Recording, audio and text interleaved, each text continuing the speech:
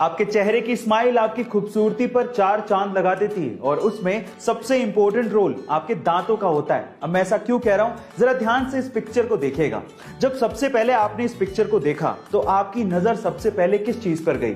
Obviously इस बीच वाले आदमी की स्माइल पर गई होगी, क्योंकि उसका एक दांत नहीं है। पर क्या आपने गौर किया कि इसी आदमी की एक आईब्रो भी नहीं है? गाइस, आपने आईब्रो पर गौर तक नहीं किया।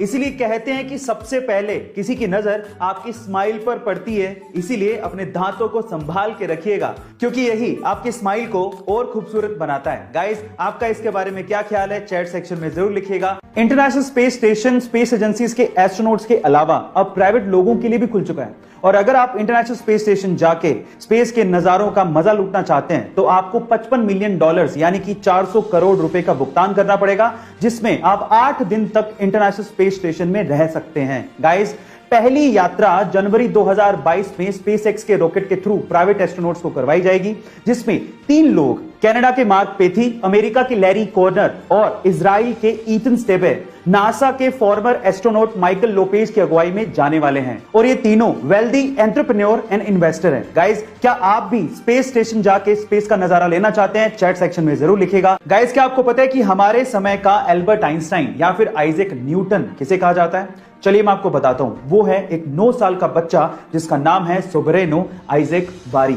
जब ये बच्चा सिर्फ 6 महीने का था तब इसने बोलना शुरू कर दिया था। जब ये 2 साल का था तब ये फिजिक्स, केमिस्ट्री और मैथमेटिक्स की प्रॉब्लम सोल्व किया करता था। और आज जब ये सिर्फ 9 साल का है तब ये दुनिया का सबसे यंगेस्ट प्रोफेसर है, जो कि दुनिया की बहुत सी यूनिवर्सिटीज में फिजिक्स के लेक्चर लिया करता है। इसने खुद ने एक बुक भी लिखी है जिसका नाम है द लव।